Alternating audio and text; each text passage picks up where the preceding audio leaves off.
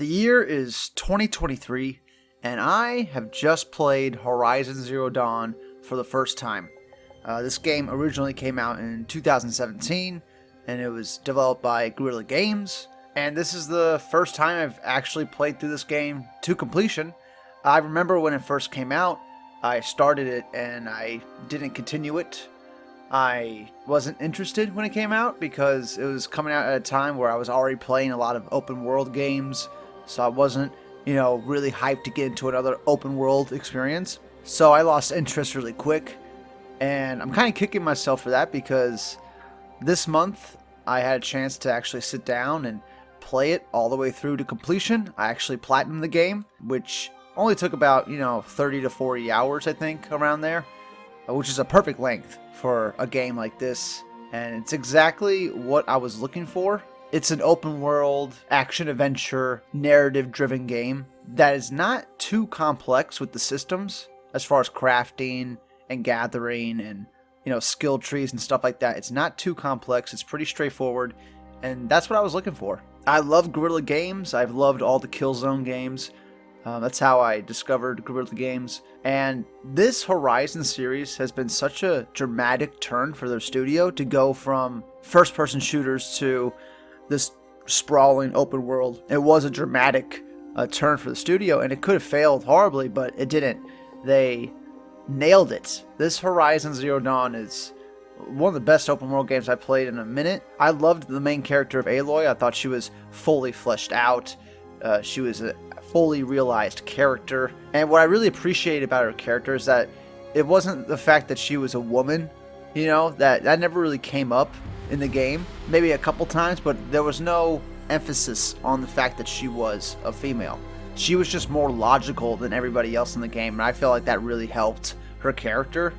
It really helped me as the gamer, the player, get invested into her character because she was saying things that I would say in the same situations. And they do give you dialogue options every now and then when you're speaking as Aloy, but none of them affect the story or the narrative. The same things are going to happen no matter what. It's not that type of RPG. It's not an RPG at all, really.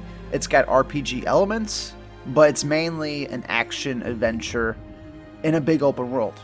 And it's narrative driven, which I'm a big fan of. I feel like we're losing a lot of single player narrative driven games. And so, when you have something of this high quality, you gotta support it if you want more of it.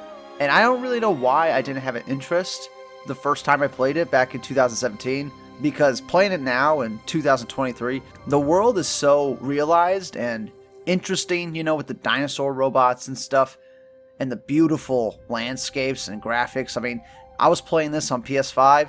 I didn't have a single problem with the fidelity of the game. Graphics were great. There was no texture pop-ins. There was no, frame slowage. The frame rates were consistent the whole time. I was playing on PS5, the complete edition, which comes with the Frozen Wild DLC, which I am playing now. I haven't finished that yet, but I'm going to finish it probably today or tomorrow. And I'm really liking that too. This expansion DLC that's just more Horizon greatness. And I kind of made a mistake because you're probably supposed to play this DLC before finishing the game, but I went ahead and I finished the game because I just want to see the ending, and then I, got the platinum, and now I'm doing the DLC just to get me a little bit more of Horizon before I get into Forbidden West, which I already have Forbidden West on my PlayStation Plus, game catalog, so I will be getting into that shortly, because I still want more of the world, and I'm glad there's a sequel already out there that I can get into immediately, because, they hooked me with this narrative. The whole Zero Dawn story of, is it a weapon that mankind is going to use to destroy the robots? What happened to the old ones? I think that was the most interesting part to me, was the past. What happened to the world before? How did it get like this? And to see the revelations was mind-blowing, because I didn't really read into the game at all, ever. I didn't know what the game was about. I avoided spoilers. I never actively looked out for spoilers either. I never actively searched to see what the game was about. I was just like, I might get to it one day, and I did get to it one day, and I am so glad I didn't know what the game was about, really. And it just made it that much more special to see the revelations. And if you don't want spoilers, I wouldn't be watching this video. You know, it is 2023. You probably should have played this game by now. But yeah, I just love the narrative from beginning to end. You know, I really like Aloy's story, how she starts as an outcast as a child, and you know, she's shunned from the tribe, and she just wants to be a part of like a family as a kid, and it's really sad. And you know, you see her go through this whole arc of being shunned from this tribe, and then by the end of the game, they're worshiping her. And she has this immediate moment like, get on your feet. You fucking shunned me. Now you're going to worship me? Y'all pieces of shit. I love that aspect of her character, because that's exactly what my reaction would have been in that situation. Now, the game is called Zero Dawn because the narrative is about Aloy discovering her origins and figuring out the origins of the world that she's in. Trying to discover all the secrets of what happened to the old ones, the Earthlings that came before, our generation of people, what happened to this world and stuff. And the way they explained it, it seemed so fleshed out and thoughtful that I just instantly bought into it. And there's a lot of horrific elements to it, you know. The whole machines self-replicating was a design that humans came up with, but then the machines started thinking for themselves, and they found a way to give the machines a way to fuel off biomatter, which is, you know, plants, animals, people, you know, like that's how the machines fed. So they're literally consuming all the life on the earth, and they're multiplying at a rate that the humans can't stop. So Zero Dawn is a plan to continue life after the robots extinguish it on the planet. That's what Zero Dawn is, and it was a huge revelation in the game. And just a really sad moment when you first hear it. You're like, oh shit, like there was no hope. They all just accepted their fate that it was the end of humanity, and they got to find a way to preserve some form of life for the future. And that's where the new humans come from in the future, hundreds of years later. And I just loved it. You know, it was fascinating to me. It's a spin on like the post-apocalyptic future that I haven't really seen before, and I really appreciated it for that. Combat was very interesting. I ended up doing just one of three things by the end of the game, which is like tie down the big robots and use your bombs to blast them away. And I found that the only resource I was constantly running out of was Blaze, the thing you use to make your little bombs, because I kept using the bombs because they were just so effective. They killed every dinosaur creature easily. So, you know, why not keep using that? The only problem is that you keep running out of resources for that. But by the end of the game, I had so much currency that I was just buying the Blaze from the merchants, just straight up. I would just spend like 2,000, shards, which is the currency of the game, metal shards. I would spend like 2,000 of that and just stock up on Blaze because I knew I was going to be using that over and over. So, you know, I was mainly shooting my arrows a lot, using the power attack on my melee, dragging machines down, and using bombs. I rarely use the traps. You know, if I was clever enough when I ran up on a herd of dinosaurs, metal dinosaurs, I don't know what we want to call these, these creatures, the machines. I think we just call them the machines. But, you know, if I was clever enough and I, found a good place to tunnel them, I would, set up my trip mines. I would set up like 10 of them, and I would get their attention, have them start running towards me, and they would trip all the mines and they get shredded. And that worked a few times beautifully. I like that. Combat against other humans was, kind of dull. You just shoot them in the head with arrows until you win, essentially. And you can use your bombs on them too. So, when you got access to the bombs and throwing bombs, like, combat became pretty much nothing. Like, I would just go in and just blast everybody away and, gather all the materials that they left behind, So, like, it became pretty elementary. And I was playing the game on normal difficulty. I can imagine it being a lot harder on the harder difficulties because you probably take more damage and there's probably less resources, so you don't have as much ammo.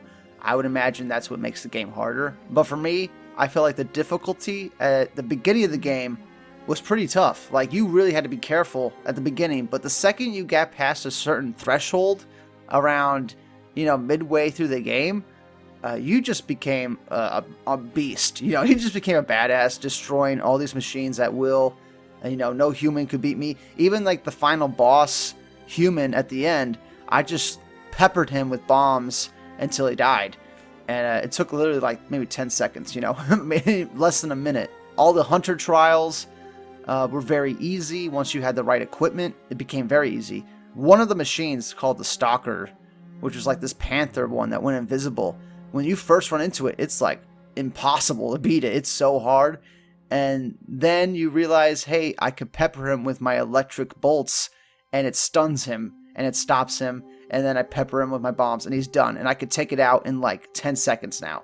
So an enemy that was like really hard at the beginning, when you first encounter it, becomes just another easy kill, really. And I'm kind of happy to see the stalker because I know I could take it out easily. Even multiple ones at the same time. It's just like it became so easy to take him out.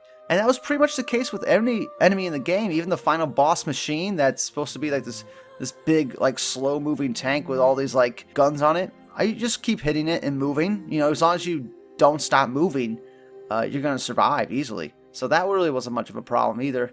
So combat, it's fun. It's engaging enough. You don't have to overthink it. You know, it's just good enough to get you through the game and to see the rest of the story, which is what I was more interested by. Early on in the game, gathering resources and crafting, that stuff was fun to me. It's not in depth, and I think I appreciated how simplified it was, because some games, they just get really, really deep with these systems, and, you know, it works sometimes, and then sometimes I'm like, it's too much. It's way too much, and I just need to simplify it down. You know, I'm trying to play games to, like, relax, you know, and experience a story and not get stressed out and bogged down and having to learn all these systems. This game is very straightforward and you get it real quick. You know, there's not much of a learning curve with the game. I would say within the first, like, couple hours, you already know how to play the game, and it's going to stay like that till the end. And I'm really glad the game was around 40 hours long. It's like between 30 and 40 hours long for me. And that's a perfect runtime. You know, I don't need a game longer than that, especially a game like this, where, you know, the world isn't too big. It's just big enough that you'll get to see everything. And then when you see everything, you'll be like, all right, I'm done with this. I don't need to go back to these areas. You know, I already saw everything I need to see. I like that. Some games are just way too big, and it just becomes overbearing, like how much stuff there is to do, that I kind of just, like, lose interest. It happened with me with Cyberpunk when I first played it. I only got a couple hours in. I'm like, this is way too much. Like, I can't do this right now. And, you know, I gave up on that game. And that's another game I hope to get back to in the future. Give it another chance now that everything's fixed with it. But, you know, this one's about Horizon Zero Dawn. Didn't have any problems with the game. Like I said earlier, no bugs, no glitches, pretty smooth experience. I was playing the PS4 version on PS5, so I think that helped. I really like the game, and I hate to, you know, do this reductive score system with games, because, you know, critical scores mean fucking nothing. You're either gonna like it or you're not gonna like it. And I really liked Horizon Zero Dawn. I liked the narrative, I liked the world, I liked the way it looked. It's a very pretty game, and I'm very happy Guerrilla has made the decision to continue with Horizon. There's going to be a third Horizon game. There's going to be a Horizon series on Netflix. I think live action too. And there's so much potential for this. And I see some people already getting burned out on Horizon Online, which is interesting because I just played it for the first time in 2023 and I just want more and more. I think it's fantastic. I think it's a fully fleshed out, realized world. And I can't wait to play the sequel. I hope the sequel just continues and gives us more things to do. And they do the same with the third game. And you know, hopefully the TV show comes out good, just like the Last of Us TV show. I think Guerrilla Games really hit a home run with this IP, with this Horizon series. While I do love the Killzone series, and I really hope one day we go back to the Killzone series, I'm fine with Guerrilla doing this for the foreseeable future. And there was some news article that came out a couple weeks ago saying that they have 16 different projects within the world of Horizon that they're building up in Guerrilla, which can mean like games, movies, TV shows, books. And I think it's a good idea, you know, expand the universe, give people tons of content for it, because it's a good world. Aloy's a good character. I really love this introduction of her.